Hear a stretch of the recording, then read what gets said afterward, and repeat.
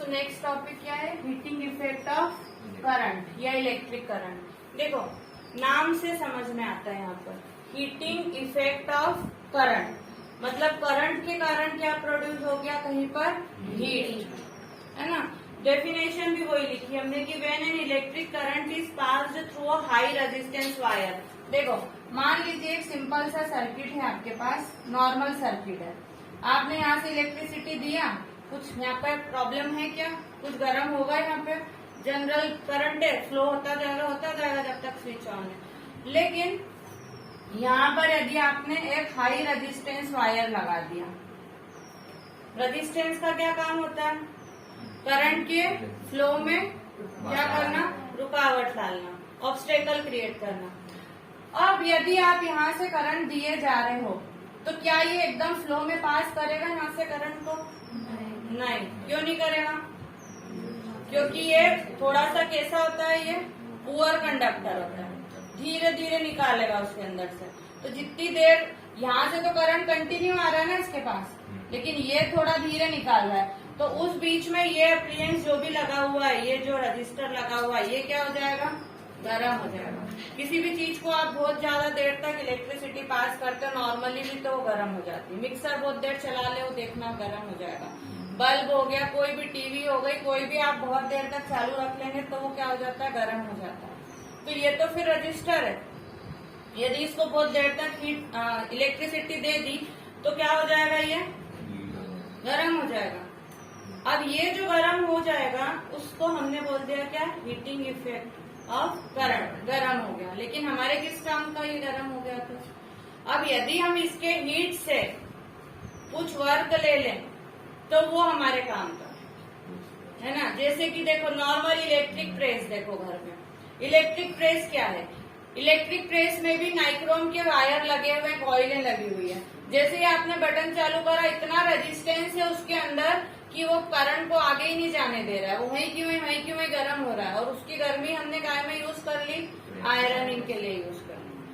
Toaster हो गया, microwave हो गया। आपने देखा होगा कि वाटर गर्म करने के लिए ऐसी रॉड होती है, उसमें भी कॉइल होती है। कॉइल क्यों लगाई? सीधा वायर क्यों नहीं लगाया?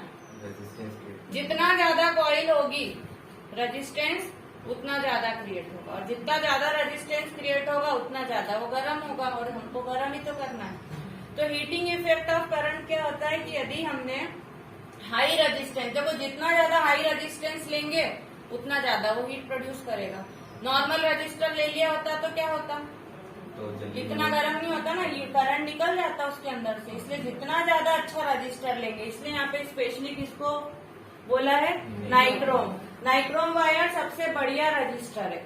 जितनी भी आपके घर में इलेक्ट्रिक अप्लायंस होते हैं जो हीटिंग इफेक्ट पे काम करते हैं, मोस्टली सभी में नाइक्रोम वायर ही लगा रहता है ना। अब आपने तो करंट सप्लाई चालू कर दिया प्लग लगा के, वो अंदर ही अंदर गर्म हो गया। गर्म होने के कारण हीटिंग इफेक्ट प्रोड्यूस कर रहा है, और उसको हम इस्तेमाल कर रहे हैं। जैसे टोस्टर हो गया, गीजर हो गया, वाटर गीजर हो गया, माइक्रोवेव हो गया, प्रेस हो गई, बल्ब हो गए आपके जो पुराने जमाने, ये तो आपके एलईडी आने लग गए। अब जो पहले नॉर्मल बल्ब चलते थे उसको आप देखोगे तो उसमें भी आपको कॉइल मिलेगी, है ना। वो भी वही रजिस्टर वायर की कॉइल है, वो इतनी गर्म हो जाती है कि गर्म होने के कारण वो लाइट देने लग जाती है। कोई भी चीज गर्म होती तो लाल हो जाती ना, वहां पर वो उसकी इतनी गर्म हो जाती थी कि वो लाइट देने लग जाती थी, उसका लाल लाइट होता था नॉर्मल जो पहले बल्ब चलते थे। ये आपके एलईडी अलग सिस्टम है इनका। तो हीटिंग इफेक्ट ऑफ करंट क्या होता है कि when electric current is passed through a high resistance wire, the resistance wire becomes very hot and this produces heat. This phenomenon जो है, ये पूरी कंडीशन, ये पूरी process, this phenomenon is known as heating effect of current या heating effect of electric current. Example घर में हम देखते हैं, बहुत सारी चीजें हमारे घर पे अप्लायंसेस हैं, ठीक है, क्लियर है। अब इसको न्यूमेरिकली यदि हम देखें, देखो हमने क्या बोला? जितनी देर हम करंट पास करेंगे उतना ज्यादा हीट प्रोड्यूस होगा। मतलब करंट किसका डायरेक्टली प्रोपोर्शनल हो गया? हीट का। क्या बोल रहे हैं हम? जितना ज्यादा आप करंट दोगे उतनी क्या प्रोड्यूस करेगा? हीट। मतलब इलेक्ट्रिक करंट डायरेक्टली प्रोपोर्शनल काय का हो गया? हीट का। ठीक है। अब यदि हम सपोज कर लें कि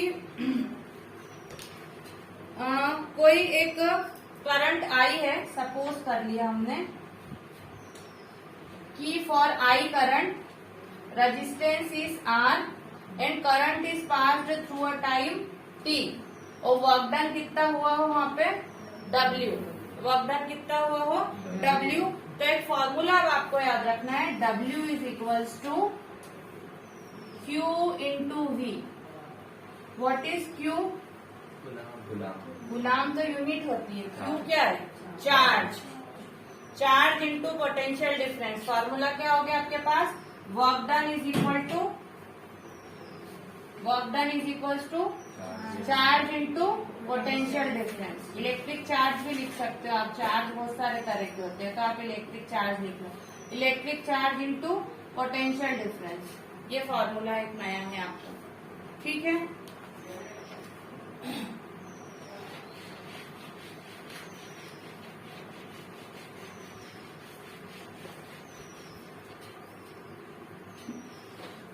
इस फॉर्मूले को हम थोड़ा और आगे लेके जाएं। देखो हमने करंट का फॉर्मूला क्या पढ़ा था? I इज इक्वल टू क्या होता है? चार्ज पर यूनिट टाइम, है ना, ये पढ़ चुके हम already. I is equal to क्या होता है? Charge per unit time. इस फॉर्मूले से यदि Q की वैल्यू निकालनी होगी तो Q इज इक्वल टू क्या हो जाएगा? IT। इसको इधर भेज दो। Q इज इक्वल टू क्या हो गया? IT। Now put this value of Q into this equation. Q की वैल्यू यहाँ से किसको रख देना है? यहाँ। क्या फॉर्मूला हमारे पास? W is equal to Q is V है, तो Q की जगह क्या रख दिया? IT। So W is equal to IT into V।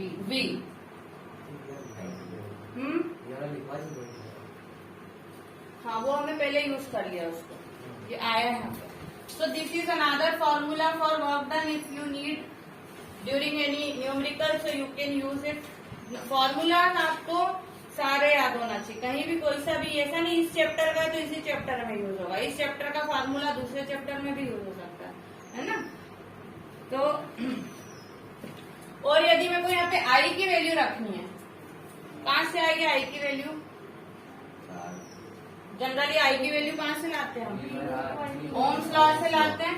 क्या होती है आई की वैल्यू ओम्स लॉ से? है ना। आई इज इक्वल टू क्या हो जाएगा? V अपॉन आर। सही है। V is equal to I R होता है, तो I इज इक्वल टू क्या हो जाएगा? V upon are.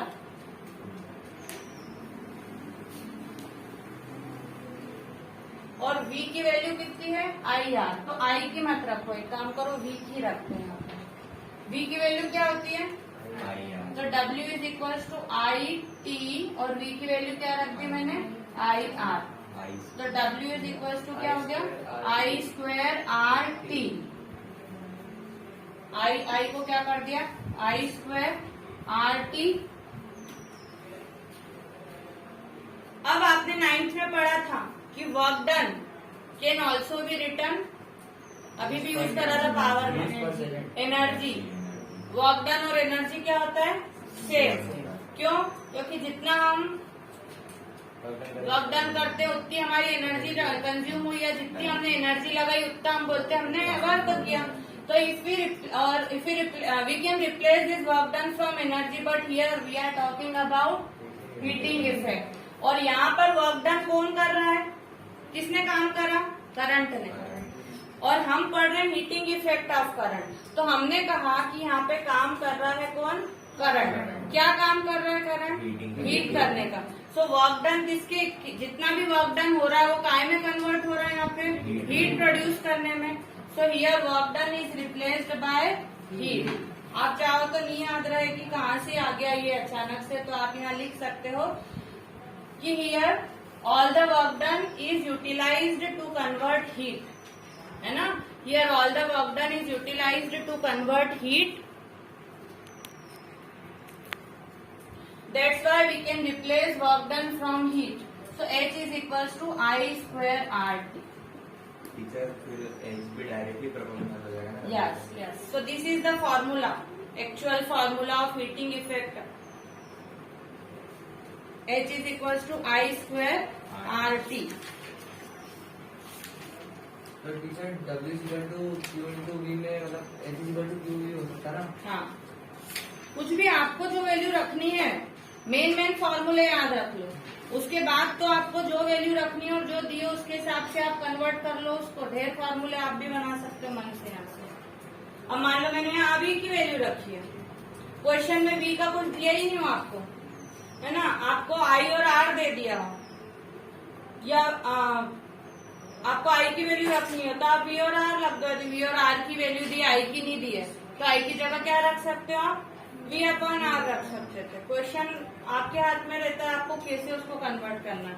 तो ये जो फॉर्मूला आया है ना आपके पास, कौन सा,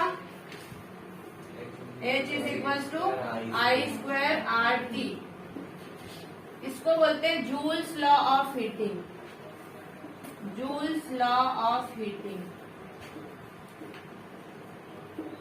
इस फॉर्मूले से ही डेफिनेशन बनेगी आपकी, जूल्स लॉ ऑफ हीटिंग।